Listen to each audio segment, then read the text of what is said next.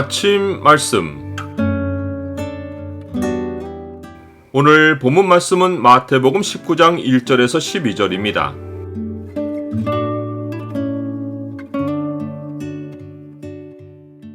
결혼은 사람의 일이 아니라 하나님의 일이다. 오늘 본문을 명령의 창으로 보면 남녀의 결혼이 어떤 의미인지가 보입니다.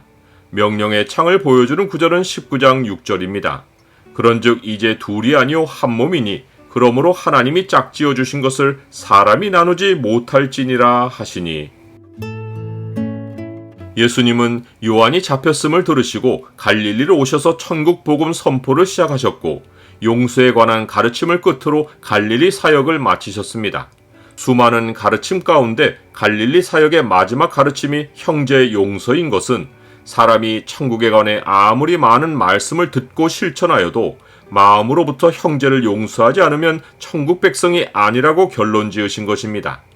예수님이 이 말씀을 마치시고 갈릴리를 떠나시어 유대 지경에 이르셨을 때 바리새인들이 가장 먼저 제기한 쟁점이 이혼입니다. 이것은 형제와의 관계보다 더 근본인 부부의 언약 관계 문제입니다. 형제와의 관계는 아담의 죄 이후에 벌어진 현실이고 부부의 연합은 더 근본의 관계로 아담의 죄 이전 하나님이 본래 사람을 지으실 때 맺어주신 것입니다. 유대의 바리새인들이 이혼 문제를 들고 나온 것은 율법을 안다는 자들의 마음이 이방 갈릴리 지역 사람들보다 얼마나 더 완악한지를 보여준 것입니다. 사도 바울은 이러한 유대인들을 고발하며 율법을 자랑하는 네가 율법을 범함으로 하나님을 욕되게 하느냐?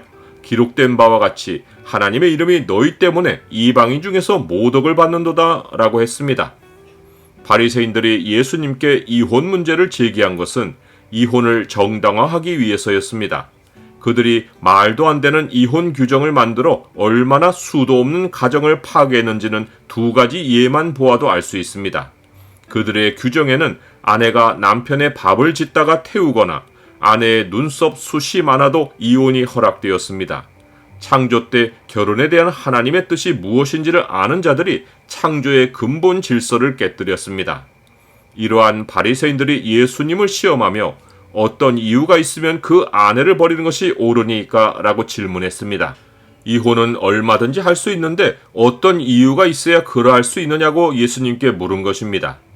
바리새인들은 이혼을 허락하는 것이 율법을 철저히 지키는 것으로 생각했습니다. 이는 신명기 율법이 사람이 아내를 맞이하여 데려온 후에 그에게 수치되는 일이 있음을 발견하고 그를 기뻐하지 아니하면 이혼 증서를 써서 그의 손에 주고 그를 자기 집에서 내보낼 것이요 라고 규정하기 때문입니다.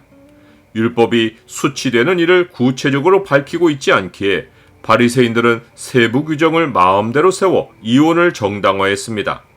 예수님은 바리새인의 질문에 답하시기보다 그들이 성경도 제대로 읽지 않은 것을 질타하시며 이혼 불가를 못 박으셨습니다. 말씀하시기를 그러므로 사람이 그 부모를 떠나서 아내에게 합하여 그 둘이 한 몸이 될지니라 하신 것을 읽지 못하였느냐? 그런즉 이제 둘이 아니요 한 몸이니 그러므로 하나님이 짝지어 주신 것을 사람이 나누지 못할지니라. 바리새인들은 예수님의 말씀이 율법과 모순인 것을 알려주려고 그러면 모세가 어찌하여 이혼 증서를 주어 아내를 버리라고 명했느냐고 따졌습니다. 예수님은 모세가 율법에 이혼을 허락한 것은 사람들의 마음이 완악해서이지 본래는 그렇지 않다고 하시며 이혼 불가를 재확인해 주셨습니다. 이혼 증서의 발급은 하나님이 남자의 완악함에서 여자를 보호하실 방책으로 율법에 성문화하신 것입니다. 즉 남편의 완악함으로 여자가 버림을 받으나 여자가 이혼 증서를 소유함으로 새 가정을 이룰 법적 근거를 가지게 해주신 것입니다. 사람의 완악함이 하나님의 창조 질서를 깨고 있는 것이 오늘의 현실입니다. 하나님은 오늘날에도 사람의 악한 본성에서 해를 입는 자들을 보호하시기 위해 일하고 계십니다. 예수님은 유일한 이혼 사유로 음행을 언급하셨습니다. 결혼한 자의 음행은 사형으로 다루기에 음행으로 인한 이혼은 사망한 배우자와 관계를 끝내는 것과 같습니다. 예수님은 음행한 이유 외에 아내를 버리고 다른 데 장가들면 간음이라고 하셨습니다.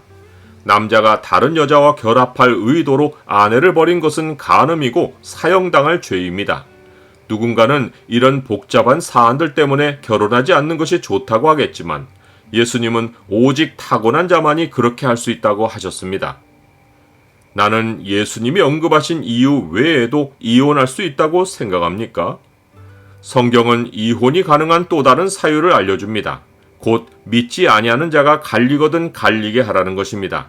그러나 영혼 구원을 이혼보다 중요하게 생각해 보라는 제안이 뒤따릅니다. 사람의 일을 하나님의 일보다 먼저 생각하는 것은 모두 사탄에게서 오는 것입니다. 성경이 제시한 두 가지 이유 외에 그리스도인이 이혼을 생각하는 것은 단호히 물리쳐야 할 사탄의 생각입니다. 사탄아, 내 뒤로 물러가라. 너는 나를 넘어지게 하는 자로다. 네가 하나님의 일을 생각하지 아니하고 도리어 사람의 일을 생각하는도다.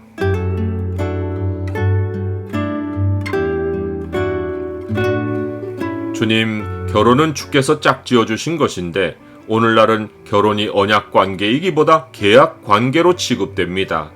주님으로 인하여 연합하지 않으니 깨지는 일이 다반사로 일어납니다. 믿는 자들의 결혼을 축복하시고 거룩한 가정을 세워가도록 도와주옵소서. 예수 그리스도 이름으로 기도드립니다. 아멘.